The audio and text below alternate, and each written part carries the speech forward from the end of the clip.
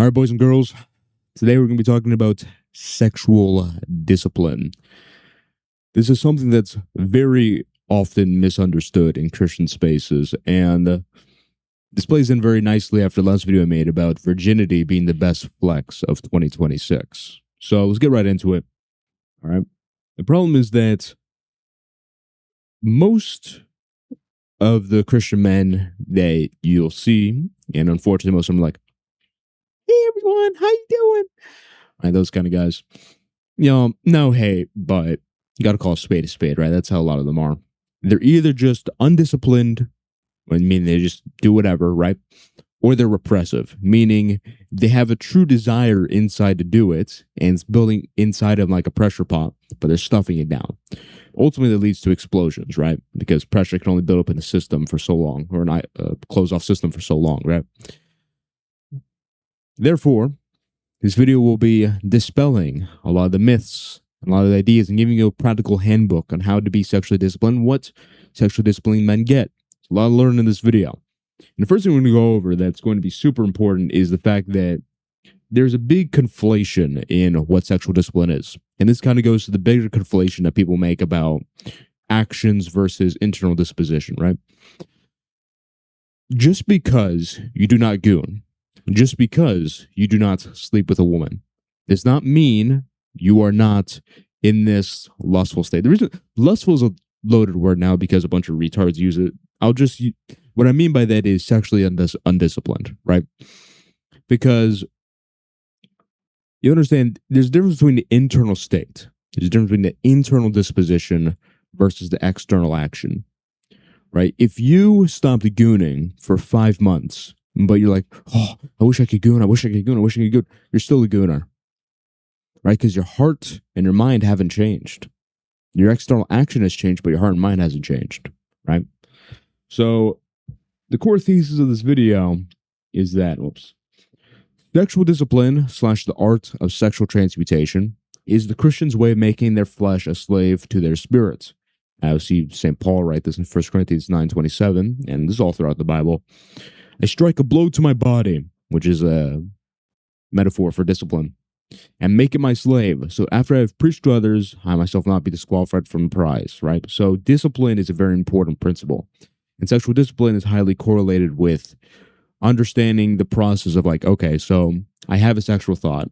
I'm a gooner at heart. I'm lustful at heart. All these different types of things. What do I do to change that? What do I do to transform that? Because remember, we're not trying to destroy ourselves. Right? We're trying to break ourselves down so we can be built back up. The same individual. Christ did not come to eradicate humanity. Christ came to redeem humanity. There's a difference between, like, let's say I had a Lego block. All right, a big Lego block. I don't know if there's any big Lego blocks, but a huge Lego block. There's a difference between me cleaning it off and making it new and look nice again versus throwing it away and getting a new one. We're not throwing it away and getting a new one. We're cleaning the Lego block. Right? So Roman up here is going to be how being sexually disciplined changed your life, how to become sexually disciplined. All right. So first thing is going to be goals. All right, and this goes to the bigger idea about how energy transfer, how energy directing goes. All right. Many of us have only one obstacle in the way of our goals, and that's ourselves. Now, the way that's demonstrated is in many ways. I'd say the two main ways are procrastination and brain fog.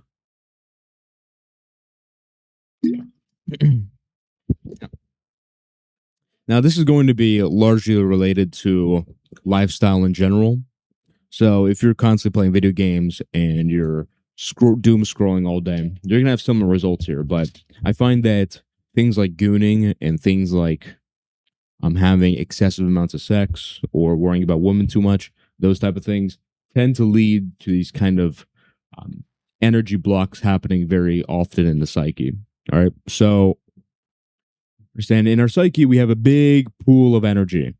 All right. We call this life energy or psyche energy, right? Psyche as in soul. And this is basically all the energy you have. So right now I'm using a certain amount of energy in order to communicate, right? There's energy going through my hands, energy going through my mouth to speak, so on and so forth. Energy my brain that's being used to put together information and whatnot. And by brain, I mean more so soul, but there's also energy literally in my brain, right? So my world is life energy, and our idon, which is our center of consciousness, this is like, okay, this is our sense of self, directs initiatives. So it's like, okay, we're going to do this, we're going to do that. So it's like, okay, energy, it's like a big battalion of troops, and like the idon is like the commander. The commander's like, all right, troops, we are going to go to that destination, and that destination, hopefully for you, isn't gooning. You don't want to be like a goon high score master. Are there websites that track like gooning scores? That would be funny, but really sad at the same time. Anyways, it's like, okay, we're going to work out. I'm like, sir, yes, sir. And you start going. Hopefully you can't hear that. And they start going. They start moving. All right. But they run into this block and they get stuck. So have you ever been so horny? They're just kind of frustrated. Like you're just so horny. You feel like you can't do anything. You're like, it's like you're having like crack withdrawals. All right. That's an energy block. Right. So this was created from the phantom. Right. In the phantom, you think of like your repressed side. So your idon is like the commander goes like, this is good. This is good. This is good. This is good. And because of how humans are, and mostly because how we were raised, generally speaking, we cash things out into two different categories, good or bad. Now, where we work is when we think of something's bad, we try to run away from it as far as possible instead of transforming it into something good through Christ, which is what we're supposed to do, right? That's what it means by renewal of the heart and mind. You take all the contents of your psyche, both the things you think are good and bad, and you renew them into a purified form, right? But we don't do that naturally very often. Instead, we're like, okay, this is bad. I'm going to leave this over here. We're going to stuff it down. So this would be like, oh, I can't goon. I can't goon. I can't goon. This could be parts of your personality. This could be the fact that you want to be married, but you aren't. It could be a lot of things, right? There's a lot of things that go into it. But you think the Phantom like an opposing force. Like, I never watched Star Wars, but as far as I understand, Star Wars, you have like the good guys, like the troopers, and you have are those the good guys? I don't know. You have the good guys and the bad guys, right? And the good guys are led by someone and the bad guys are led by someone, right? So you kind of think of it like the Phantom is sending its own troops, which is leeching energy. It has its own troops to set up a big block, right? And then there's this internal battle, like, oh, I don't know, I can't do it. And usually you end up losing this battle. And then that's when you go goon, right? So, and it's very important though, the Phantom is not an evil individual. The Phantom is perceived as evil. And that's why the Phantom does things that are bad to you. Okay, it's like an internal archetype. And the way you reconcile the Phantom is by purifying it, like I said earlier. So, in any case, point is, as far as this video goes, is that we're trying to remove these energy blocks. And when you begin to actually understand what's going on, you begin to actually transmute and go through the process I'm going to go over later, these energy blocks begin dissolving. All right. So, next is going to be the fact that sexual repression leads to a brain that's like static. This kind of goes to the feeling earlier I talked about this friction, right? Your brain literally fries itself, right? It fries itself when it's thinking like, oh, well, I want to do this, but I can't. I want to goon, but I can't. And it also fries itself when it actually goes to goon, when it actually goes to indulge in these tasks, right? Right? There's a bunch of different tasks that fall into this category, right? So we have sex in bad circumstance. So this would be, I don't know. Well, I do know, but let's think of three good ones, right? So sex outside of marriage, a hooker, a hookup, right? In terms of badness, right? When we look at this graph, in terms of how much it fries your brain and damages your psyche. So sex in a marriage, that boosts it actually. That makes it better, right? So that's like a +5, +10.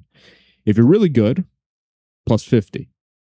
I'm not going to explain to you how to be really good. You expect me to tell you how to have sex?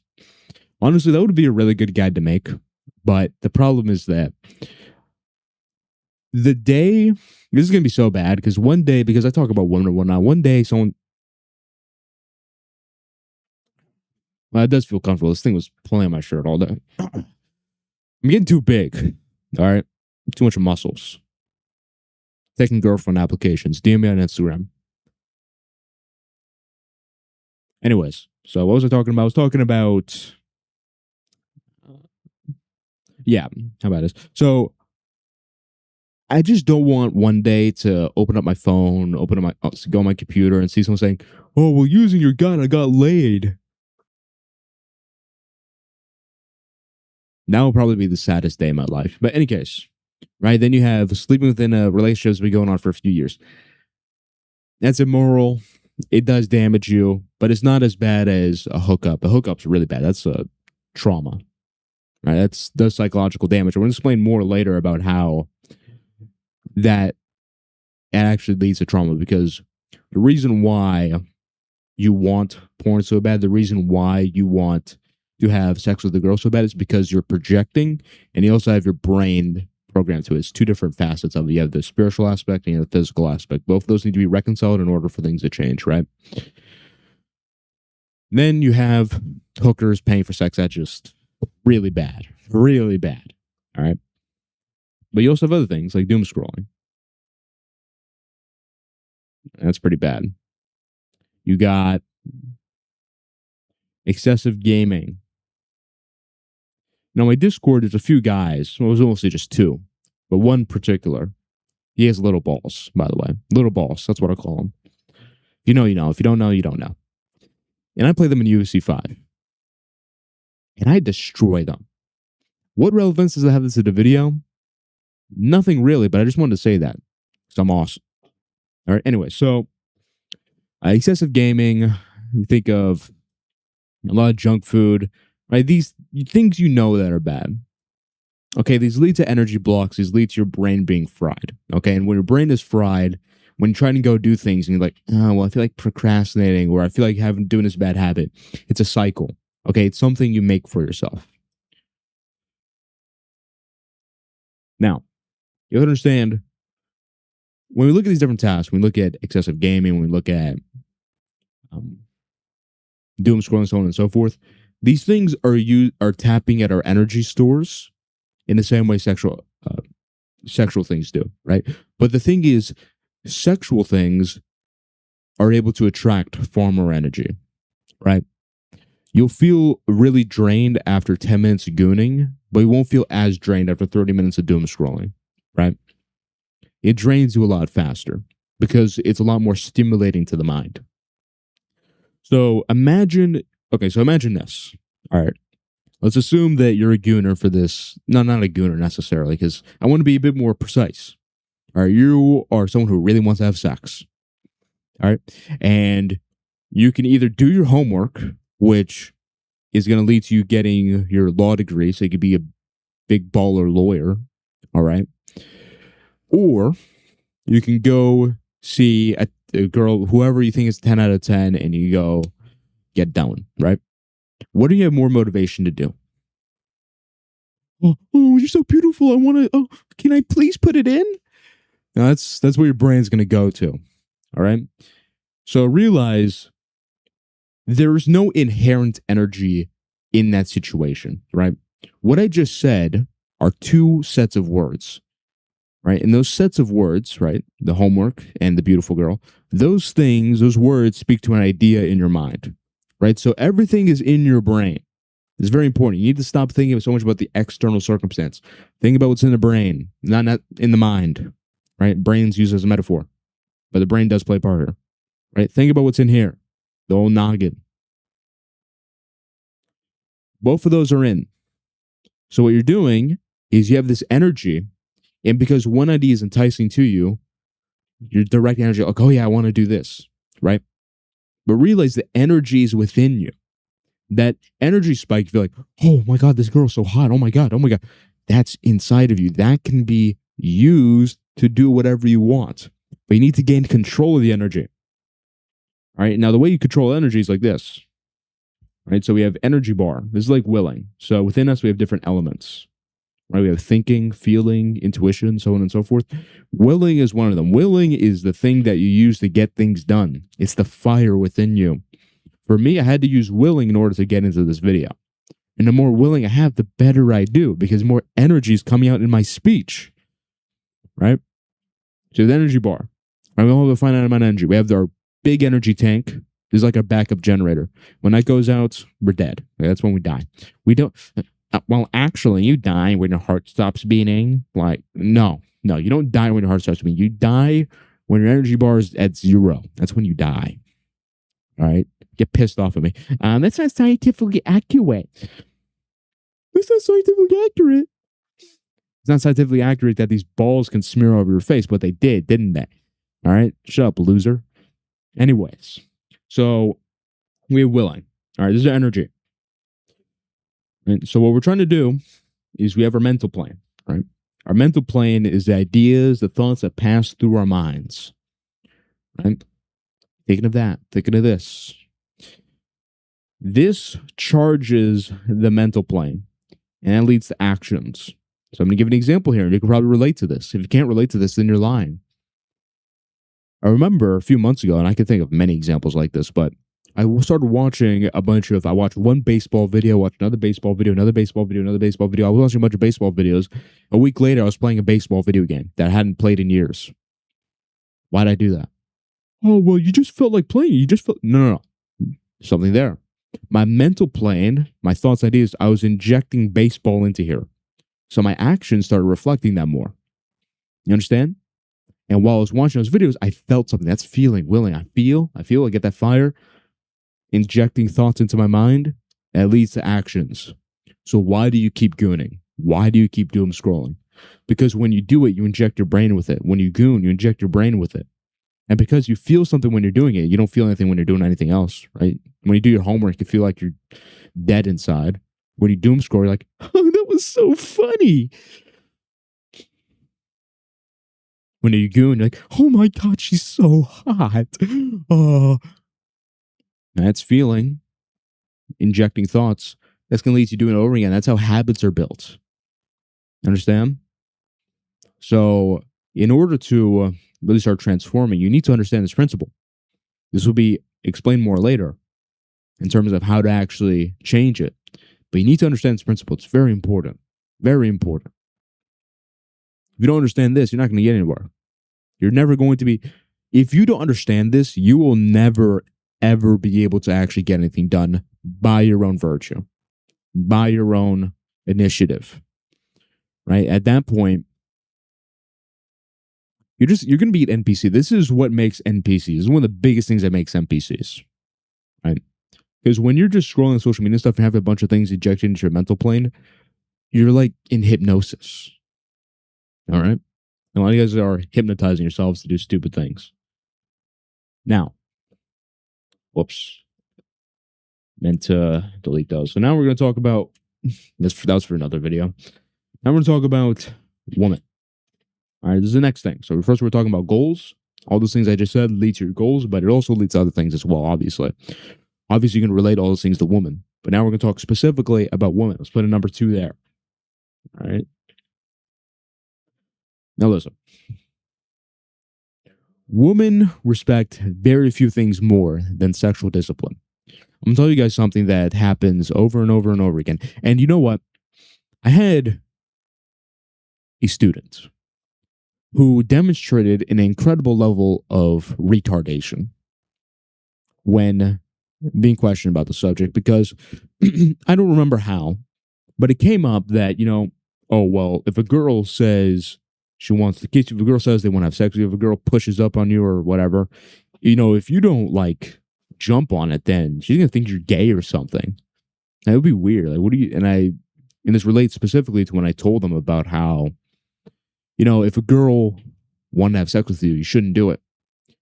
Right? Mostly for the moral reason, right? You shouldn't have sex before marriage, but also that's going to be good for a relationship, right? Maybe, query and get autistic about whether or not you should engage a relationship with her. That's not the point I'm going to make. But in terms of building attraction, that would be the right move to do as well. He's like, what? Nigga, what? And, at that point, I knew he was a retard. It became evidently clear to me that he was a retard. At that moment, I knew it. As much as I know the sky is blue, I knew that guy was a retard. All right, because when you're able to say no to, like, no is one of the most attractive words to a woman. Like, when you're able to say no to them, they respect that a lot, especially when it comes to things that other men wouldn't say no to. All right. Women want a man that is solid, right? Both figuratively and literally. Want a foundation, they want a rock. When they can just bring up a topic and you immediately jump all over the place and start getting discombobulated, they don't like that. Right? So this doesn't mean becoming a stone and losing all your character, but what it means is you need to have some set foundation. This is where being a Christian is very important. Because when you're a Christian, you understand, you know what? You don't matter. You don't matter. You don't matter. At the end of the day, the only person that matters to me is God. Well, three persons matter to me: the Father, Son, and the Holy Ghost. Right? Those are only three people that I really, really care about. You know, the one true God, the living God, as revealed in Jesus Christ. That's all that really matters at the end of the day. Nothing else really matters. But within that, after you have that foundation, once you have set that foundation, that's where you start. That's your starting point. Your starting point isn't, well, I want a girlfriend, and then Christianity says this. No, Christianity says this, and then I want a girlfriend. All right? You start with Christianity first. That is your beginning. All knowledge begins with God. Morality begins with God. Everything begins with God. That's where you start. And then from there, you live a life according to those values. All right? So when you have that core foundation, you as an extension, you as a byproduct of having that foundation will be strong. You'll, at the end of the day, you'll answer to God, right? And women love a man that will stand his ground. All right? So when it comes to a relationship, this also comes to the idea of control. Okay? Truthfully, whoever controls, this is such a potent example of how relationship dynamics work. Whoever is controlling the sex in the relationship is in control of the relationship as a whole. All right. And as we know, men are supposed to be in control of the relationship, right? So that means men have to be in control of the sex. And maybe saying, oh, well, what about before marriage when they aren't having sex? Well, the man is supposed to be the one that was mostly setting the barrier. Now, I'm not saying the woman doesn't play any part in these type of things, but I'm just saying the man is the main one that enforces it, right? The woman may falter, but the man must stay strong. That is his imperative. If the woman falters and then the man falters, the man is more responsible. That doesn't mean the woman's not responsible, but the man is more responsible. This is exactly goes back to Adam and Eve, right? So Eve transgressed, right? And there's her own reprimand for that.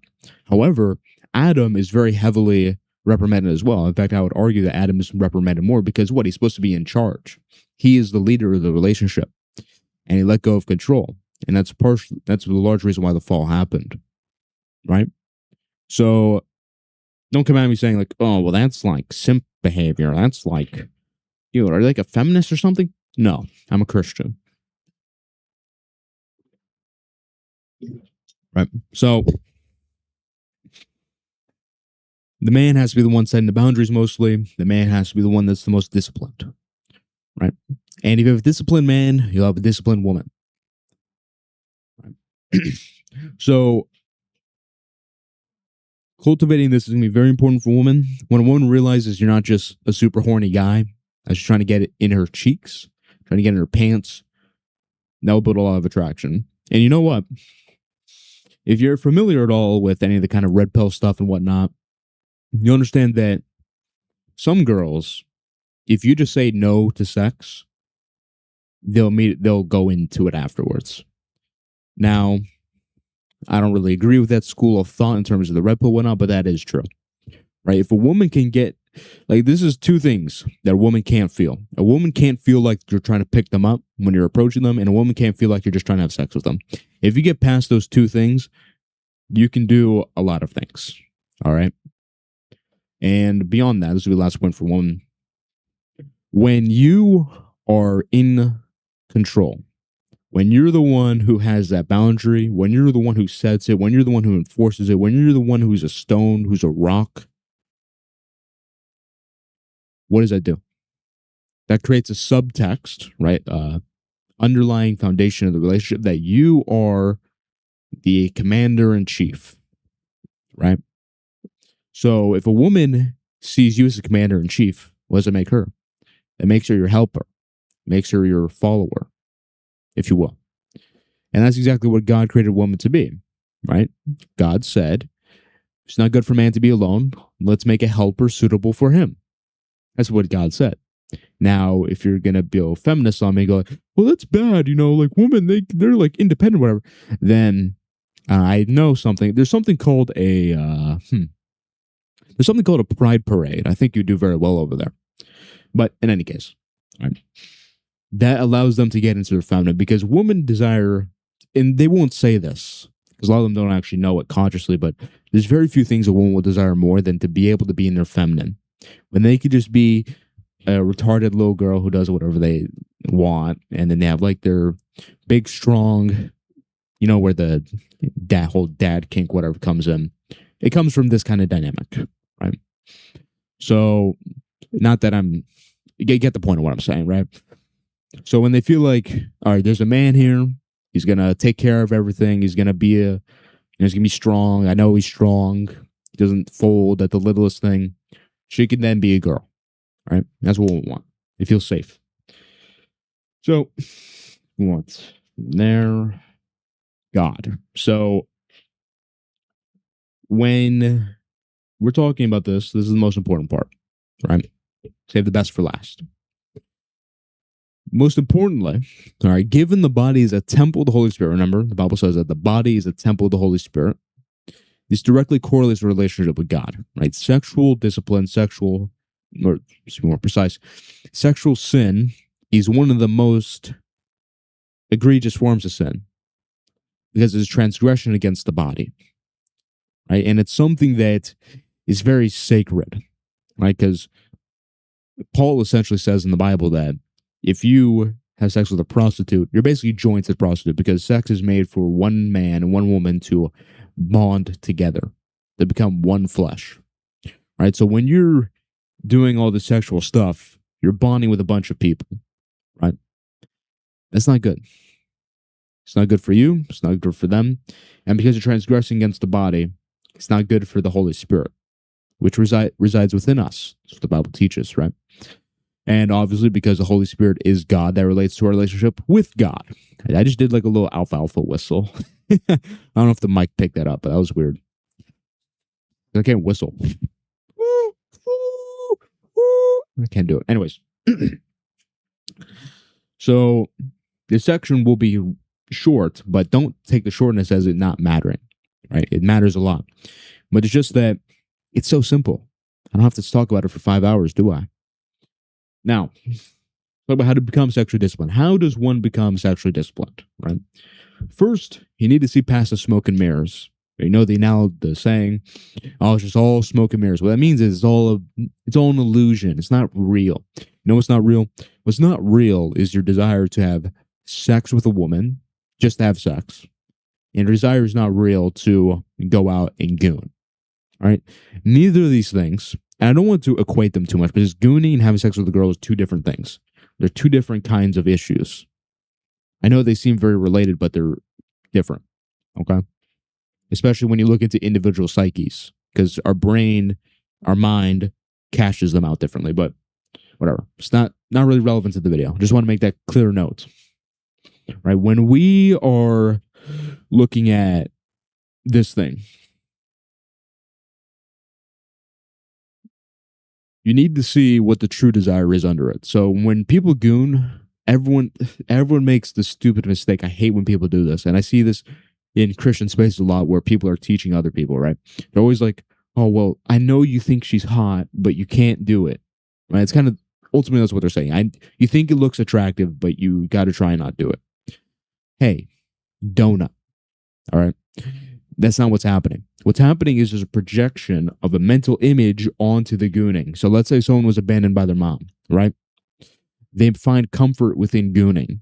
So it's projected onto there. So unless they heal that issue, they're never going to get rid of gooning, because gooning, that's what it's tied to. They can't lose the gooning because they're going to lose the attachment for the mom. Right? That's why they're addicted. And it goes into a lot of different things. Like maybe it could be about your dad. It could be about a girl you knew when you were younger. It could be about a lot of different things. But that's the actual thing that's going on.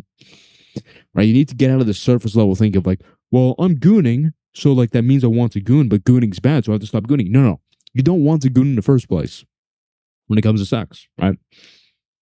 Ultimately, it could be the same thing as gooning. It could be sourced from the same place. But sex is more intimate. So it could be about, you know what? I really want to connect with someone. I feel alone. I feel like this. I feel like that. When I have sex, I feel it go away. Girls do this all the time. And men do this all the time as well. But girls are more explicit about it. Right? You see these girls who make TikToks. These girls make posts like, you know what? Sex, I mean, the best part's like the validation. It makes me feel fulfilled. It makes me feel like this.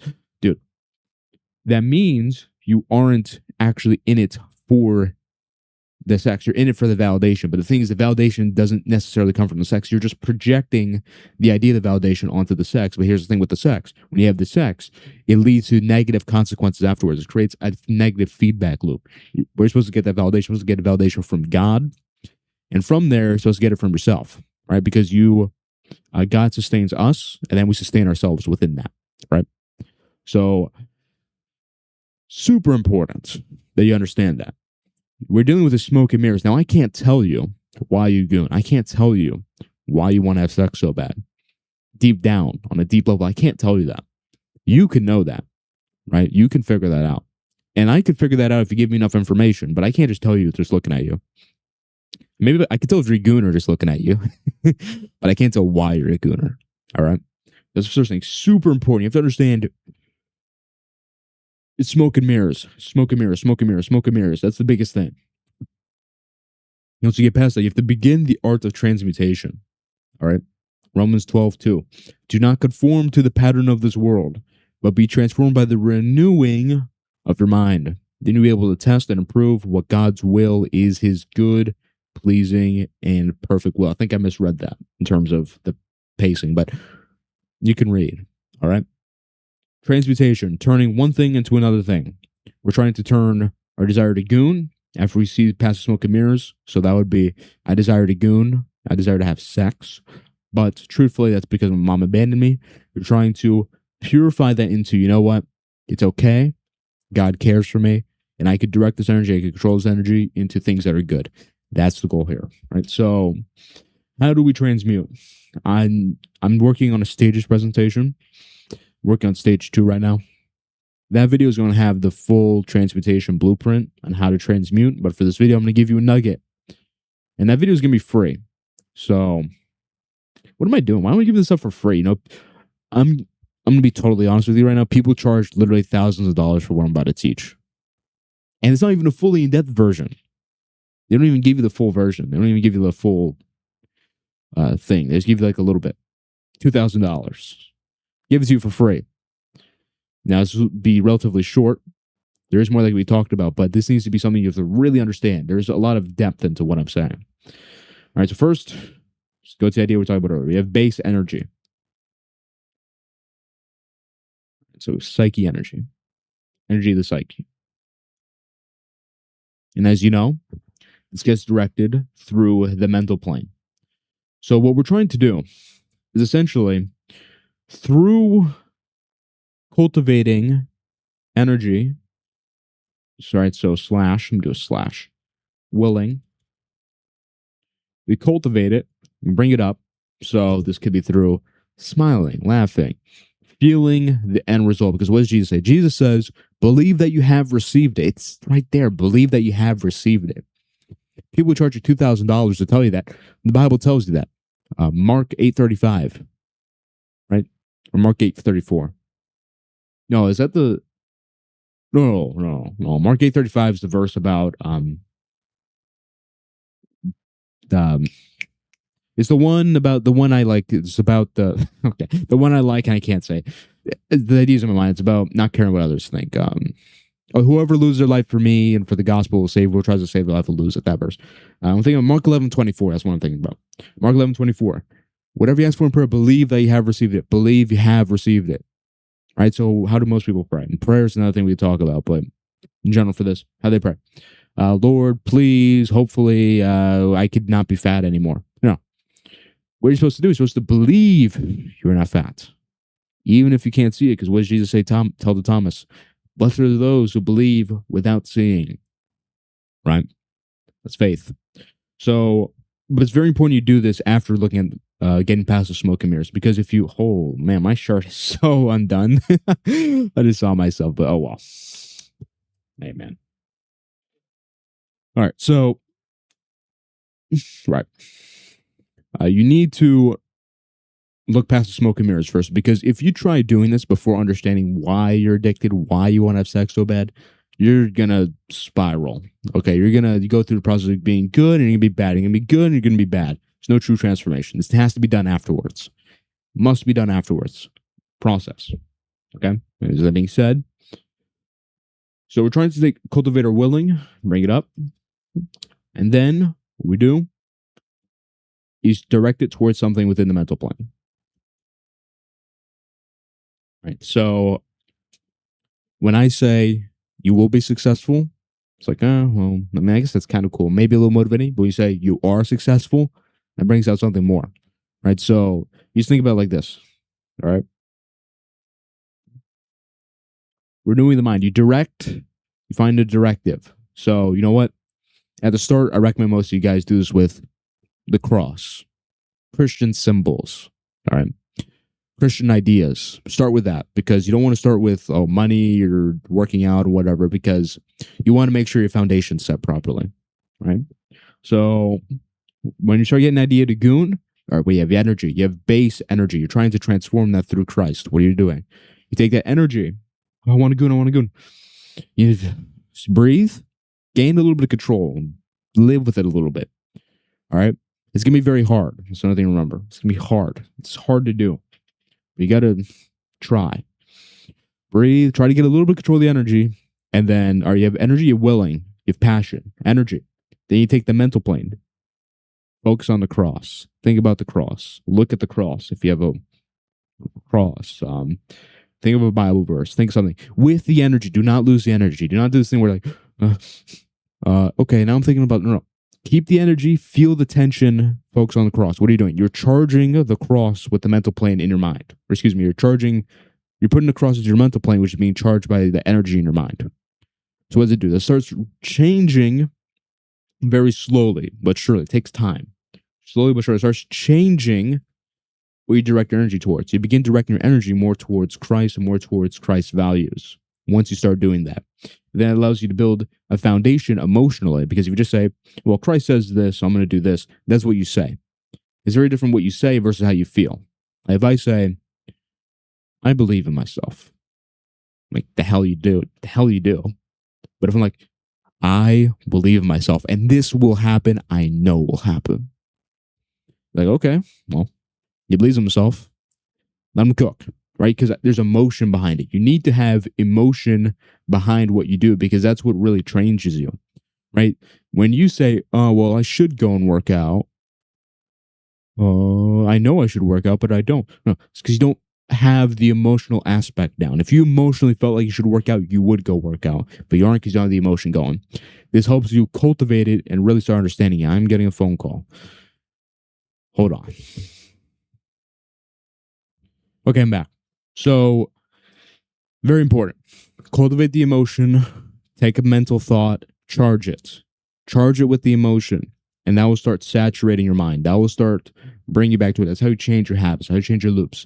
Now, it's very important you pair this with changing your lifestyle. So if you're doom scrolling all day, if you're trying to multitask all day, if you're eating a bunch of junk food and overstimulating your brain, not only will you not be able to control yourself when you go to transmute, you also will not be able to change the habit, because your whole life needs to transform.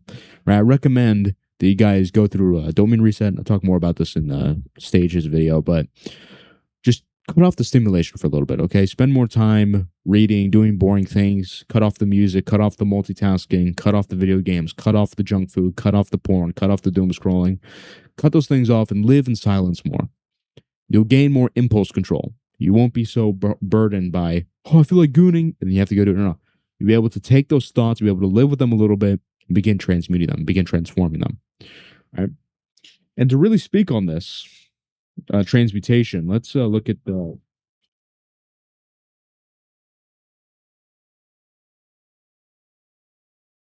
This is a very good example here. So this is a Catholic, a very important, I would argue, a very important Catholic saint experience. Because, let's see here. So this would be described here. Now let me check if this is. Oh, I'm getting another text. Hold on. All right, so we're right. And you tell me if this sounds sexual in nature. I saw in his hand a long spear of gold. Right, so long spear. And at the iron's point, there seemed to be a little fire. He appeared to be thrusting it at times into my heart and to pierce my very entrails. When he drew it out, he seemed to draw them out as well, and to leave me all on fire with the great love of God. The pain was so great that it made me moan, and yet so surpassing was the sweetness of this excessive pain that I could not wish to get rid of it. Be rid of it, excuse me. The soul is satisfied now with nothing less than God. The pain is not bodily but spiritual, though the body has its share in it. It is a caressing of love so sweet, which now takes place between the soul and God, that I pray God of his goodness to make him experience it, who may think that I'm lying. So, two key points. One, that is an example of someone who is transmuted. Okay, a lot of their sexual thoughts.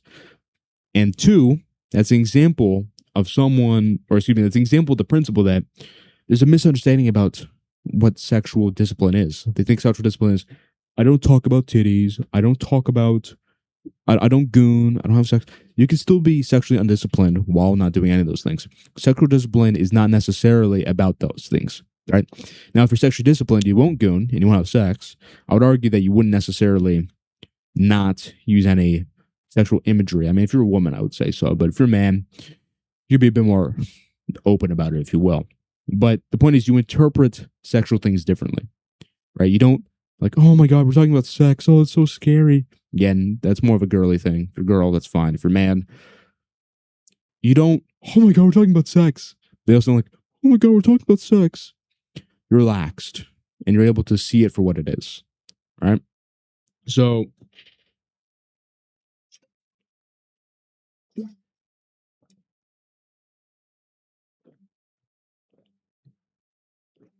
culminate.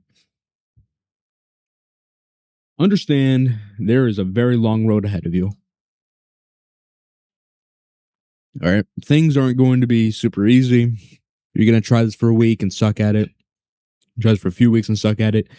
Seeing past the smoke and mirrors could take a month. I will tell you, this is the process towards becoming sexually disciplined. Withdrawing the projections, seeing things for what they are, and then beginning this process of purifying things. That's a very powerful process of prayer right there. Once you begin to be able to do this, so seeing your life transform, you're able to direct it more to goals and whatnot. That being said, I've been talking for nearly 45 minutes. Hopefully you found this video helpful. Like, subscribe, do all those great things. See you next one.